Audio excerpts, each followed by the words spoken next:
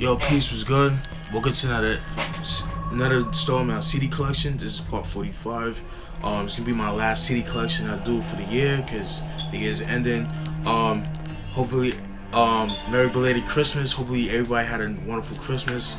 Hopefully everybody got everything that they wanted. You know what I'm saying? If not, what a lot of people don't know is that people go crazy over the sales like before Christmas. But there's always sales after Christmas too, so kind of like a little tidbit for you guys. But hope you guys enjoyed the holidays. Bought a couple CDs. Well, it's more than a couple, but over the past couple weeks, you know what I'm saying, just went crazy with it. You know what I mean? Some of these are thrift store picks. Most of them are from FYE and some are from Best Buy. Little stories that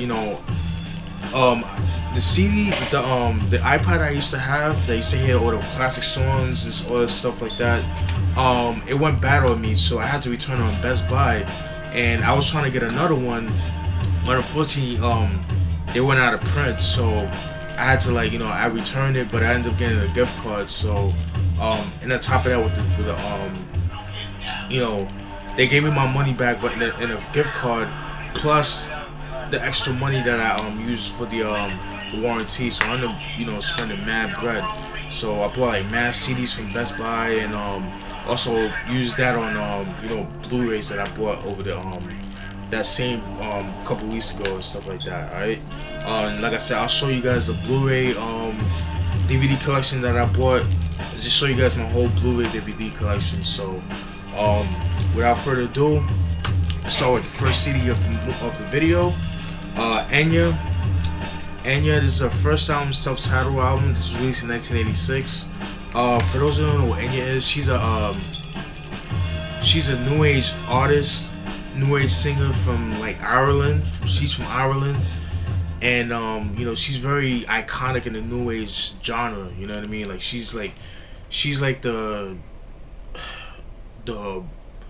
Whitney Houston of new age. You know what I'm saying? Overall, very, very dope, very dark, very atmospheric, stuff like that. This is the type of album you play on a dark, rainy night or something like that, or you driving in the mountains or some shit like that. This is the album to pick up. Cool thing about this joint right here is it has a song, Bodisha, and for those who might not be familiar with the name, but you guys are familiar with the song, that song is actually featured on the it's a theme song for the movie, the Stephen King movie Sleepwalkers. The intro, the theme song of the movie.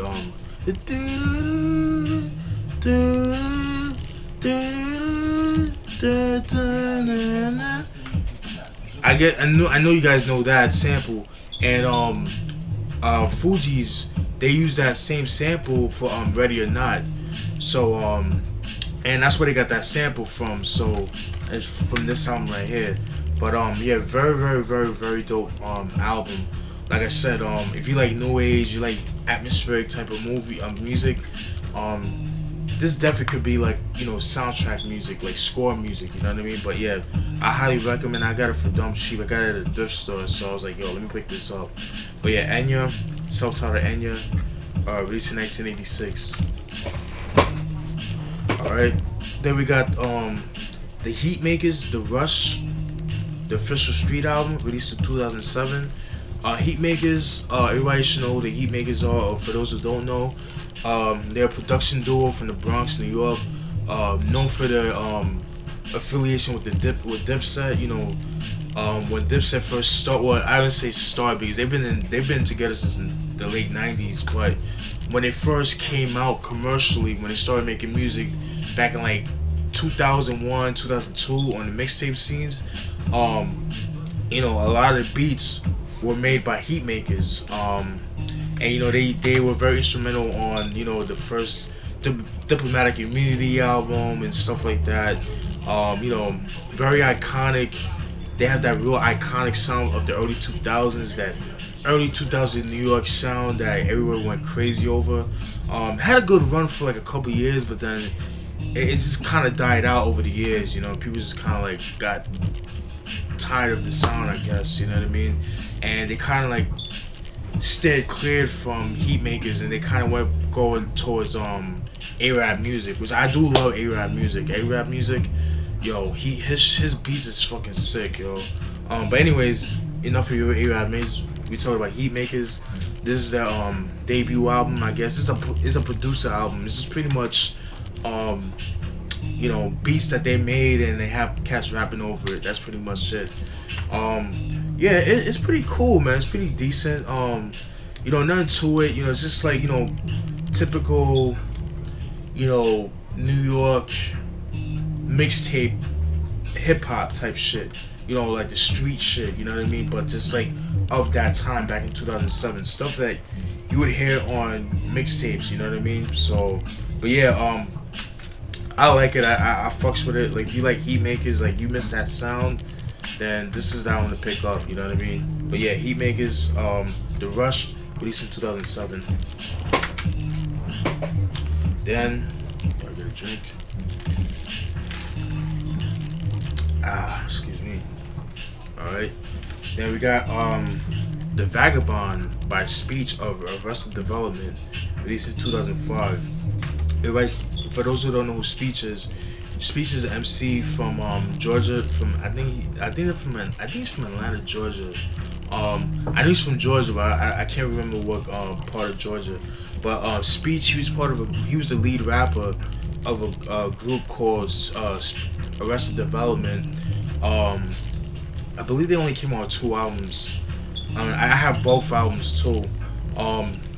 Yeah, I believe they came out with 2 albums, and then they, you know, they broke up and stuff like that.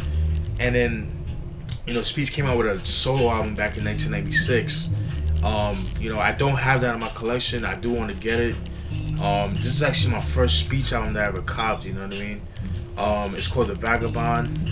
And he released mad albums throughout the 90s and then like the 2000s and stuff like that. So he got mad albums. But yeah, The Vagabond. Yeah, I'll definitely be doing a review on this album. But yeah, I do like it. It's pretty cool, very mellow. You know, it's different. But yeah, I'll definitely be doing a review on this album right here. All right. But yeah, The Vagabond by Speech, basically 2005. And I got Common's Electric Circus album, released in 2002. Everybody should know who Common is. I already did a review on his Can I Borrow a Dollar album, I think like last month or some shit like that. But yeah, this was 2 years after he came out with the Like Water for Chocolate album. Yeah, man, Electric Circus, you know, very Dilla influence, you know, very different from his other stuff, very experimental on this album.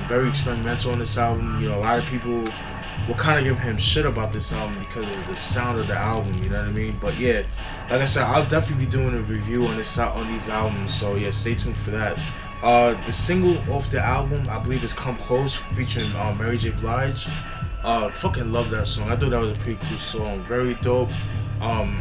I know it was making noise in the Neo Soul circuit back in 2002 when Neo Soul was actually when Neo Soul was still popping at the time, you know what I mean? But yeah, Common, the Electric Circus, released in 2002. Then we got Marcia Griffiths Carousel album, released in 1990.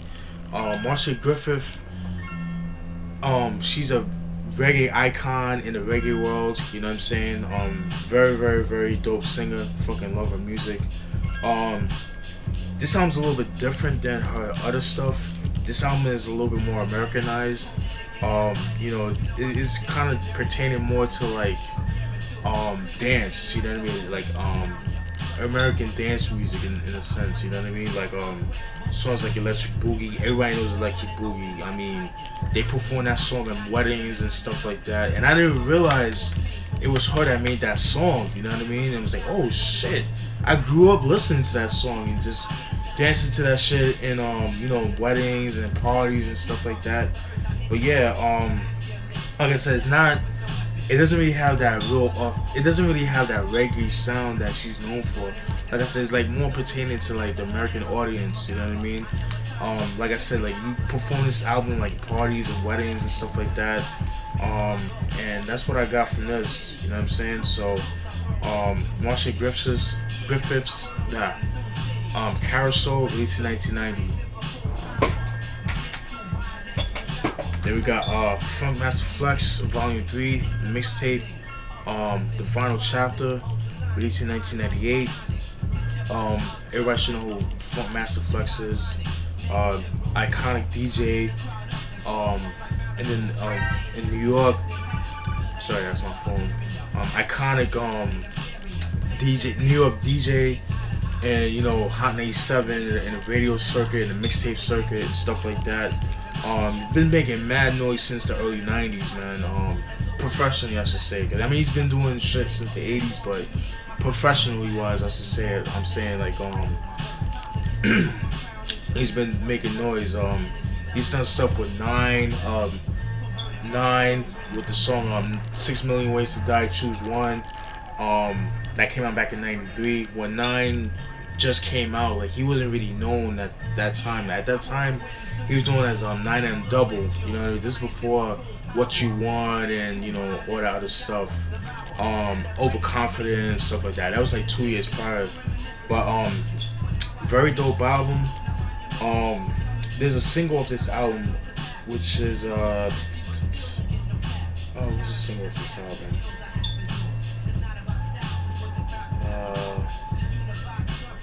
I believe it's the Wu-Tang Cream lineup. Yeah, the Wu-Tang Cream team lineup. Very dope song. There's a video for that shit too. Yeah, very dope. Like I said, you guys like late 90s hip hop, like I do, then you'll definitely enjoy this album right here. And that's not to be confused with like, you know, the whole Bad Boys and shit like that, because a lot of people say like, oh, the late 90s was garbage. Nah, you had some dope shit in the late 90s, but you know, you just had to look, you know what I mean? Just depending on your ear, you know what I'm saying? So, but yeah, Funkmaster Flex, 60 minutes of Funk Volume 3, the final chapter, released in 1998. Very dope album.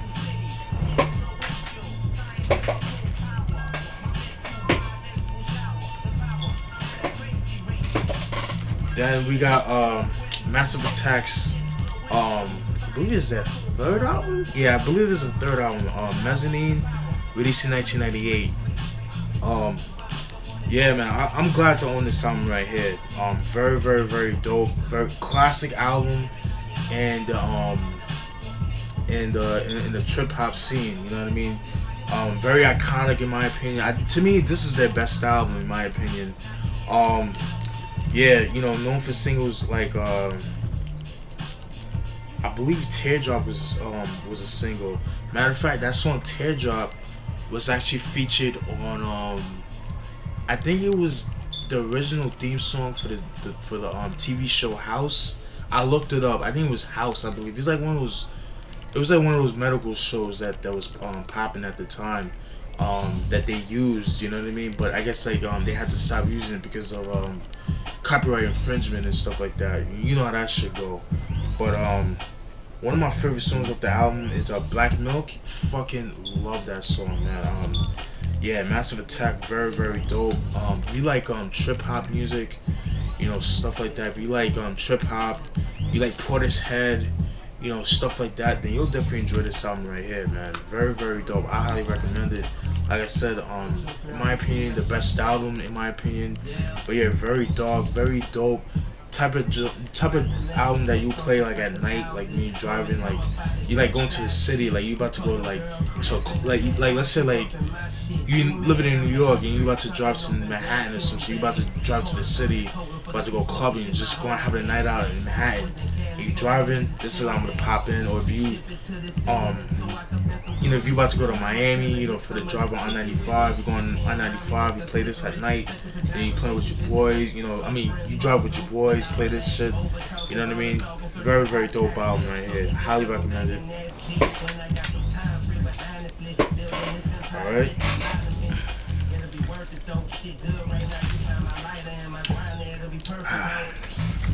Then we got Compton's Most Wanted, album that came out back in 2000 called Represent.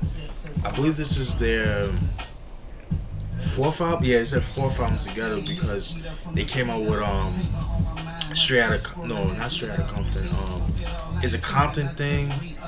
Then they came out with the name of the album, the second album that came out in '91, the one with Growing Up in the Hood. I think it's called Straight Checking Them. I think that's the name of the album.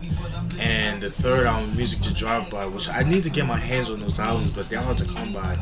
But I was lucky to find this shit. Got this at FYE. Represent, released in 2000. Yeah, very, very. I actually like this album. You know, I love MC. I love MCA. He's definitely one of my favorite West Coast MCs. You know what I mean? That actually does like gangster rap. He's definitely one of my favorites. You know, I kind of feel like he doesn't get the praise that he deserves. You know, I feel like he's definitely instrumental to G-Funk and like, you know, the gangster rap in the West Coast. You know what I mean? People don't really give him props. You know, he gets respect, but he doesn't. You know, people kind of like go for the usuals, like, you know, like Corrupt, you know, Tupac, you know, Snoop Dogg, Dr. Dre, Eazy-E, Ice Cube, Ice-T, which I all fucks with. But I feel like there were other people that was making noise too, like Compton's Most Wanted, Sibo, Spice One, even E40. Even though I'm not a big fan of E40, Drew Down, you know, Yuck Mouth from the Loonies and, you know, shit like that. You know, even Master P. You know, but before Master P was with No Limit, like before he was repping down south. Master P used to be down, you know, he used to live in Richmond, California, which is like the Bay Area, which is like more towards like, you know, Oakland, like the Oakland area and stuff like that. But yeah, anyways, getting back to this joint right here, I found this shit. I was like, oh shit, Compton's Most Wanted. Definitely had to pick it up, you know what I mean? It's like the only album I own from them, but yeah. Compton's Most Wanted, Represent. This was released in 2000. I'll be definitely doing a review on this album right here. Stay tuned for that. But yeah, finally glad to own this joint right here. Then we got a lot of people's favorites, especially in the underground, and it is Jaylib's Champion Sound, released in 2003. Jaylib, which is consists of J Dilla, rest in peace, or JD, and Madlib, which, you know, gives you the name Jaylib. You know, they collab with each other. You know, they both rap, they both producers. They both do beats on the album. Yeah, man, this is actually a dope album, man. I mean, I'm not the biggest J Dilla fan or Madlib, or I should say of the latest stuff. I like their stuff from the 90s that they did when they was rocking the SP 1200. But, you know, some of their stuff now is dope, even though JD is dead. But like his post 2000 stuff, I like, but I think it's a little bit overpraised if you ask me. Some of the stuff I like, some of the stuff I don't. It's kind of hit or miss for me. I know that's blasphemous for a lot of JD fans, but fuck it, I don't give a fuck. It's just my channel. That's how I feel. But anyways, but that's not the case with this album right here. Very dope beats, you know what I'm saying, from front to back, very dope. Yeah, man, I highly recommend it. I actually found it at a thrift store for like $1, so I was like, what? Had to get this shit. I had to make sure the CD was in here, and it was, as you can see right here. Yeah, I had to go copy it. I picked it with no problem, you know what I'm saying? But yeah, I believe this time was actually out of print. I could be wrong about that, but even if it is, even if it isn't, I highly recommend you checking this album out. Champion Sound by Jaylib, which is J Dilla and Madlib mixed together. Released in 2003. I highly recommend it. Alright, then we got Common's other album, Can I About Dawn Resurrection, When There Makes Sense, Electric. This is Common's 7th album, Find It Forever, released in 2007. This album came out 2 years after the B album, which I do need to get my hands on. Like I said, it came out in 2007. Like I said, 2 years after 2 years after B. Classic album in my opinion, definitely one of his best albums. Singles off this album are The Game, fucking love that song. The People, which was very big back in the day. Well, not back in the day, but like but back when it came out in 2007. So Far to Go was a single too, and I believe that was it. Yeah, I believe that was it. I believe The People, The Game, and I think So Far to Go was a single too. Definitely we'll be doing a review on this album. Stay tuned for that, right? And then I copped this album yesterday because I needed it in my collection. I had like $10 left on my gift card, my Best Buy gift card, so I was like, yeah, you know what? Let me just go try to find this album, and lo and behold, I found it, got it, you know what I'm saying? So I was good with that. And that album is 12 Reasons to Die by Ghostface Killah featuring Adrian Younge. Released in 2013. It was released last year. Glad to own this joint right here. Heard great things about it, you know what I'm saying? Like I said, I'll definitely be doing a review on this album. The only thing that pissed me off about this album is this shit right here. Right here. I found it like that. I didn't even notice that until I got home. And I'm very anal about that shit, you know what I'm saying? Because like, I like my shits to be, very, pristine conditions. And I don't know if you can see it, but there's like a crack here. Yeah, I'm very anal about that. But like I said, as long as it doesn't affect the the CD, I could care less. But I think that's some bullshit, and that's the only copy he has. So I was like, you know what, fuck it, I'm not gonna. Beggars can't be choosers, you know what I'm saying? So, but yeah, Ghostface Killah, you know what I mean? 12 Reasons to Die. Supposedly this is a concept album, so so glad to own it. Definitely be doing a review on that album. I did a review on his Pretty Tony album, and I did a review on his Supreme Clientele album. So yeah, definitely stay tuned for that. All right, let's see how much time I got left. I gotta hurry this shit up. All right. Then we got Ghostface Killah's newest album, 36 Seasons, released in 2014. It came out last month, I believe. Yeah, it came out early this month. Cause we're in December, so it came out early this month. Glad to own it. This is another concept album. Supposedly, this is supposed to be the sequel to 12 Reasons to Die. So yeah, anything Ghostface touches, I'm fucking with, you know what I mean? But yeah, 36 Seasons by Ghostface Killah, released in 2014. Then we have Wu-Tang's latest album, Better Tomorrow, released in 2014. Definitely very talked about. I'll definitely be doing a review on this album right here. But yeah, glad that they made an album. I'll definitely let you guys know my feelings of this album and stuff like that. But yeah, Better Tomorrow by Wu-Tang, released in 2014. Then I know you guys are gonna give me shit for it, but I don't give a fuck because I like how these niggas make beats, especially back in the 90s. And this album is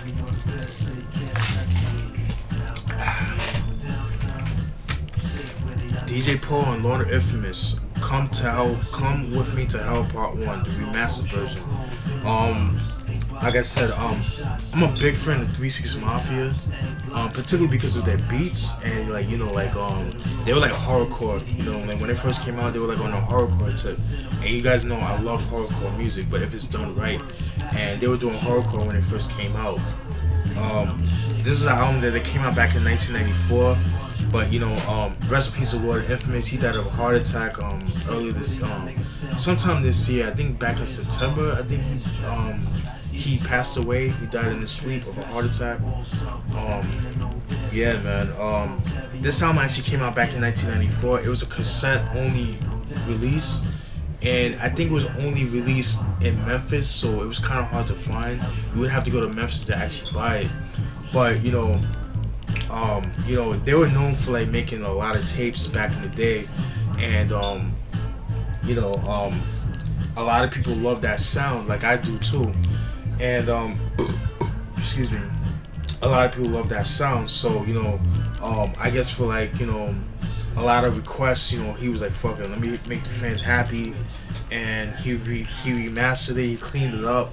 The quality is actually pretty good. Obviously he cleaned it up to the best of his ability, because you gotta understand the equipment that they were using back then. It's not studio. It's like $1 million equipment like they had. It was like $1,000 equipment. They was just starting. You know what I'm saying? But he just hit that grit and that darkness and shit like that. And this is what you're gonna get with this album. I actually got this at Best Buy, and I was like, wow. I was kind of shocked when I found it, so I had to pick this up. So yeah, glad to own it. If you guys like old 3 6 Mafia from the 90s and the early to mid 90s, like albums like Mystic Styles, then you'll definitely enjoy this album right here.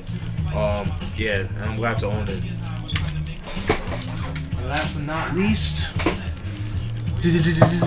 drum roll, the Prhyme album with Adrian, Younge, Royce da 5'9", and none other than DJ Premier.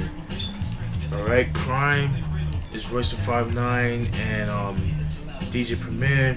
They teamed up together. Yeah, highly talked about, very talked about.